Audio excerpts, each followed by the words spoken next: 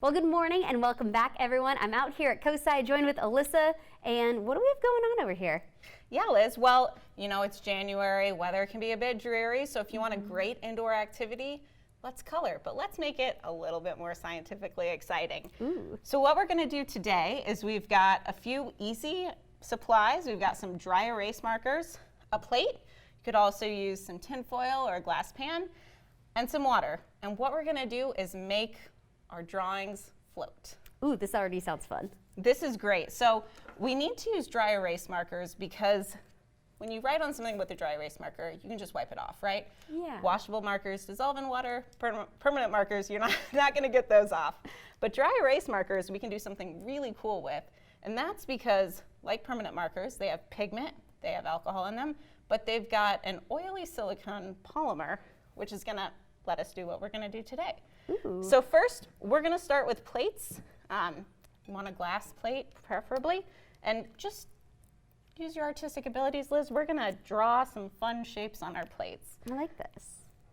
Let me see. I'm going to try and make a cloud with mine. I think I'm going to draw a little person. Does it matter if they're colored in or not? No, not at all. You can color it in. You can leave it just as an outline. Maybe I'll see if I can make a little butterfly here. Oh, nice. Ah, I like how easy this is. It almost seems too easy, but it's nice coloring.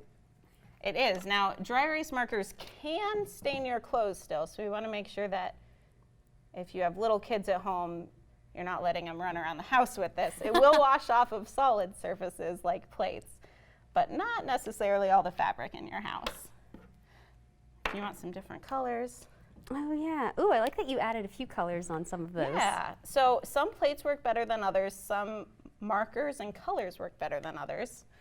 So we're just kind of going to go and see what works best. That's kind of a fun experiment in itself to try the different markers, the different surfaces. I like how you mentioned even foil could work. Yeah. So once we're done and you're happy, oh, you've got a lot more than me. We're going to take some water and just slowly pour it over the edge. It's crazy that it doesn't just wash it away, because that would be my first thought. Yeah. Cool. So what it slowly does is lift our guy away. I've got a dancer. Now he's swimming. Looks like there's a spider about to come after him, too. Yeah, it was supposed to be a star, but more. really it did not work. Oh, thanks, Liz. Here. Butterfly is working. That's crazy that it just completely lifts up off of there. Yeah, and you can see it worked a little better for some than others. We can try to agitate it, wiggle a little bit. And make the guy really start dancing. Yeah, he's having a great old time. Butterfly kind of fell apart there, but that's okay. I feel like that's part of the fun experiment, too, It to figure is. out What's what the gonna work? colors. And if you didn't connect everything all the way, then it might break off kind of like the butterfly did. Exactly. Let's see how yours work. Okay.